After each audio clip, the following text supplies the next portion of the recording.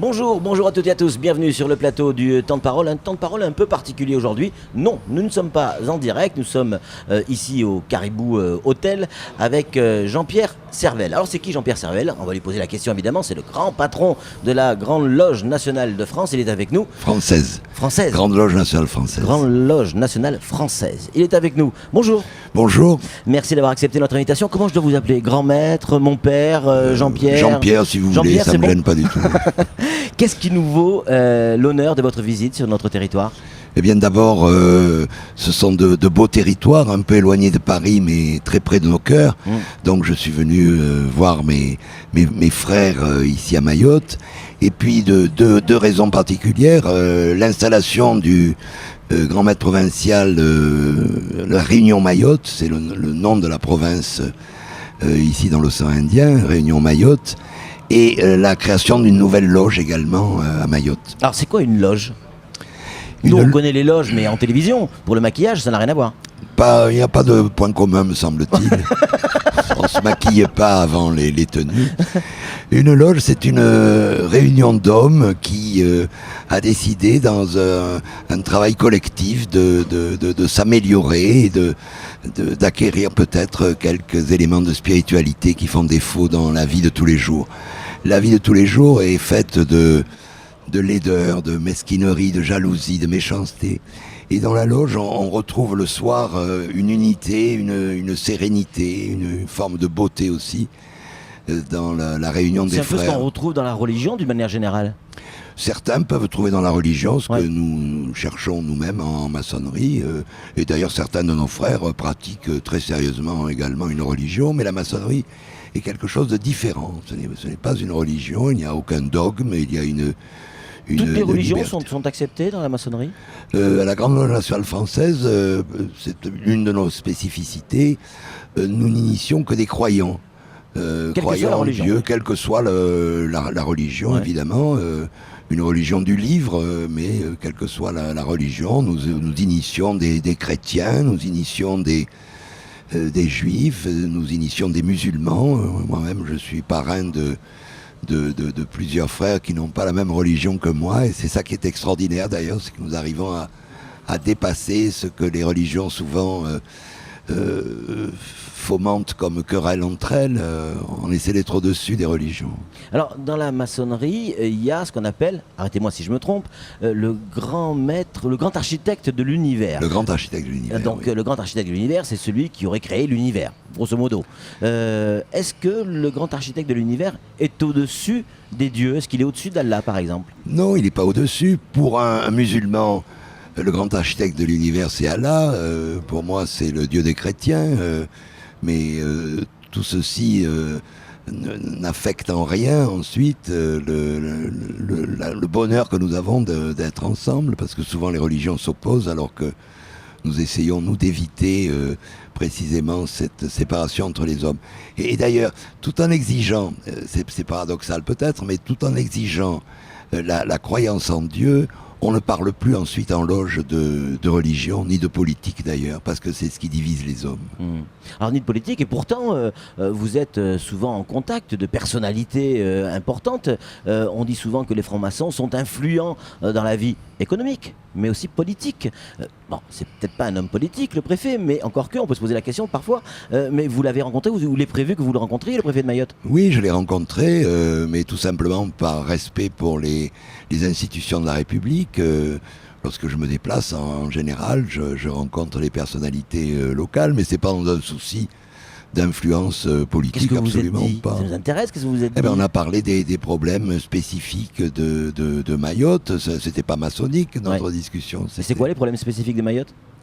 Je crois qu'il y a des problèmes de communauté qui semblent un petit peu avoir des raisons de douter de la possibilité de vivre ensemble, tout à fait.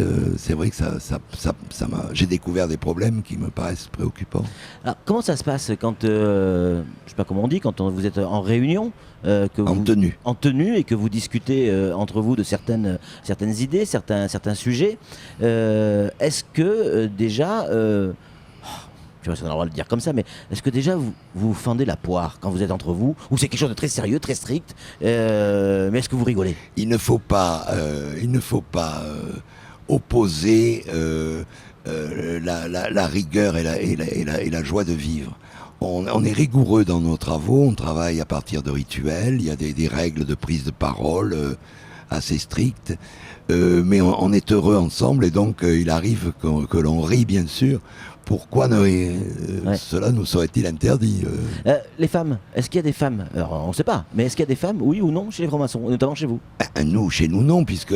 Mais pourquoi il n'y a pas de femmes, alors Jean-Pierre? Eh bien, moi, je suis le premier à le regretter, mais c'est ainsi, c'est la tradition chez nous. Vous savez, la maçonnerie dite régulière, à laquelle nous appartenons, et qui est issue de la Grande Loge Unie d'Angleterre, a trouvé naissance certainement dans des clubs anglais au XVIIIe siècle, et donc les femmes s'en trouvent malheureusement écartées. Ceci étant, il existe des obédiences mixtes, et il existe également des obédiences spécifiquement féminines, qui ont donc la même attitude que nous et qui ne travaillent pas dans la mixité. Alors, vous regrettez qu'il n'y ait pas de femmes dans ces loges, c'est ça? Oui, non, enfin, je le regrette pas vraiment, parce que sinon je modifierais le... Ah ben, c'était ma question. Est-ce qu'il ne faut pas réformer certaines règles qui sont très anciennes, vous le disiez à l'instant, qui arrivent de chez nos confrères britanniques? Oui, bon, mais regardez le Grand Orient de France, qui est une belle obédience maçonnique, a réformé il y a 3 ou 4 ans ce problème, et c'est ouverte...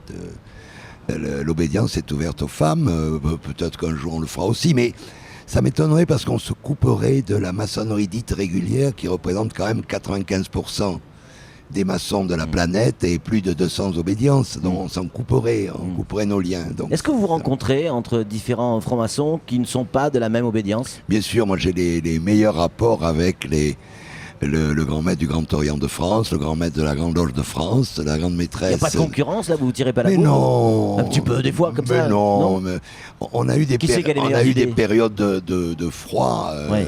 entre obédiences, mais aujourd'hui cette période est révolue. Ouais. Par exemple, l'obédience qui est la plus éloignée de la mienne, c'est le Grand Orient de France. Ouais. Parce qu'il veut jouer un rôle dans la vie politique, en loge il travaille de questions politiques, voire religieuses, alors que nous ne le faisons pas.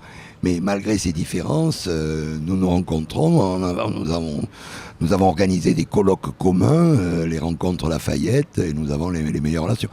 Il ne faut pas insister trop sur les différences entre obédiences.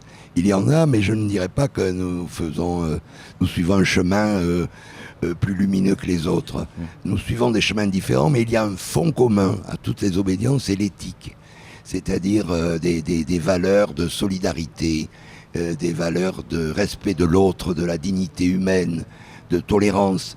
Et tout ceci nous rapproche et donne à toutes les obédiences une fin commune, d'améliorer l'homme et l'humanité. Oui. On dit que la GLNF est plutôt à droite, le Grand Orient à gauche. Si ça, c'est pas de la politique? Non, je pense pas que la GLNF soit spécifiquement... à droite, bon, peut-être statistiquement, mais... Il y a quand même beaucoup de chefs d'entreprise, j'ai un assistant grand maître qui est un socialiste bon teint, ça me gêne pas du tout. Et dans ma propre loge, je ne pourrais pas vous dire qui est de droite, qui est de gauche. Je ne pourrais pas vous dire qui est de droite, qui est de gauche. Enfin, pour quelques-uns, je le sais, il y a un député de la République, donc je sais qu'il est de droite. Mais pour les autres frères, je ne connais pas leurs idées politiques. On va aborder, forcément, ça serait difficile de ne pas l'aborder, mais le côté secret, c'est quelque chose qui vous agace quand on vous parle du secret, ou c'est quelque chose qu'au contraire, vous voulez cultiver? Le seul secret auquel nous sommes tenus, c'est le secret d'appartenance. Nous ne devons pas dévoiler la qualité de franc-maçon de nos frères. Nous pouvons nous-mêmes nous dévoiler, ce que je fais en ce moment. Et moi, j'invite tous les frères à se dévoiler, ne pas raser les murs, c'est dommage. Mais certains peuvent rencontrer dans leur profession des difficultés avec leur employeur ou leur entourage. Et donc, il faut respecter. Et c'est le seul secret que nous respectons. Donnez-nous un exemple de discussion. Quel thème, par exemple, on pourrait aborder à Mayotte, lors d'une séance, d'une tenue? Eh bien, on peut discuter, par exemple, sur la signification de l'équerre et du compas, c'est ce qu'on appelle du symbolisme, ou réfléchir sur des faits de société qui concernent Mayotte, par exemple. On ne parle pas nous en loge, de problèmes sociétaux, D'accord. politiques ou religieux. Mais alors, C'est vous n'allez pas exclu. parler tous les jours de compas et d'équerre. On parlera d'histoire, de la naissance de la maçonnerie, de l'histoire de notre grande loge, on parlera de loyauté, on parlera d'honneur, on parlera de fidélité. Ouais. On- L'honneur, il y a c'est de quoi pour faire. un franc-maçon? L'honneur, c'est d'être droit. Et c'est de pouvoir envisager le monde tel qu'il est et non pas dans la perspective de s'en servir pour soi. Comment on peut changer, comment on peut faire changer certaines choses? Alors je parle pas à l'échelle de Mayotte, mais à l'échelle mondiale, parce que les francs-maçons ils sont partout dans le monde. Comment est-ce que la franc-maçonnerie peut faire changer certaines choses? Ben, c'est le vœu, évidemment, de toutes les obédiences Ouais. maçonniques par des moyens différents, mais c'est le vœu. Nous voulons rencontrer des hommes déjà bons pour en faire des hommes meilleurs et espérons ensuite qu'ils vont rayonner dans le monde à la lumière des valeurs qu'ils ont pu acquérir dans les loges. Certaines obédiences, comme le Grand Orient, elles, s'occupent directement, au nom de l'obédience, de problèmes sociétaux, mais là, c'est pas du tout notre point de vue. Qu'est-ce que vous dites aux gens qui vous qualifient de secte? Ben, je leur dis que je ferai un très beau gourou, non? Vous n'êtes pas d'accord, hein, j'imagine, avec Ben, bien cette sûr que définition? non, mais nous sommes à l'opposé des sectes. Une Ouais. secte, on y rentre facilement, on n'en sort plus, alors que chez nous, c'est un petit peu difficile pour entrer. Mais on démissionne, c'est une association dont on démissionne par un simple courrier. Bon, on dit que quand on est franc-maçon, on l'est un jour, on l'est à Ah vie. non, on dit quand on a vu la lumière. C'est-à-dire qu'on n'est pas absolument pas lié lorsqu'on a démissionné par quoi que ce soit, Ouais. mais on a eu un moment de bonheur qui ne s'oublie pas. C'est Ouais. ça que ça veut dire. Vous êtes en phase de recrutement en ce moment. On a cru comprendre qu'il y avait eu quand même pas mal de gens qui avaient quitté la GLNF. Il y a et eu que une Vous crise, seriez là en fait pour essayer de recruter un peu. Info Intox. Ah, non. Alors attendez, il y a eu une crise à la GNF il y a 5 ans, à 5 peu ans près. qui nous a Ouais. fait perdre des Ouais. effectifs qui étaient dus à la personnalité de mon prédécesseur. Cette crise est oubliée. Je crois que la GNF s'en est trouvée renforcée et il n'y a pas de recherche de nombre. On est 27 000. Ah, Mayotte, il y en a combien suffisamment. Vous savez Oui, 53. 53. Mayotte fait partie de la Réunion Mayotte où il y a 535 frères, je crois, et Ouais. 53 à Mayotte. Et est-ce qu'un jour on pourra faire rentrer une caméra dans un temple? C'est comme ça qu'on dit? Dans un temple, oui, mais vide. Oui, vide. Puisque J'imagine. sinon, ce serait À quoi dévoiler ça la ressemble un personnalité. temple vide? Ah, c'est déjà rassurant. Il y a toute une disposition spécifique ce qu'on appelle des plateaux, c'est-à-dire la chaire du vénérable maître, les plateaux des surveillants. Il y a un ordre rigoureux dans la loge. C'est pas mal. Bon. Ça, on pourrait vous le faire visiter. Eh bien écoutez, le rendez-vous est pris, ça sera évidemment avec grand plaisir. Moi je viendrai vous rejoindre que quand il y aura des femmes dans les loges. Eh ben, c'est pas demain la veille. Eh bien ce sera pas demain la veille. En tout cas merci Jean-Pierre d'avoir répondu à nos questions. Merci C'est beaucoup. tout pour ce temps de parole. Tout de suite, la suite de nos programmes.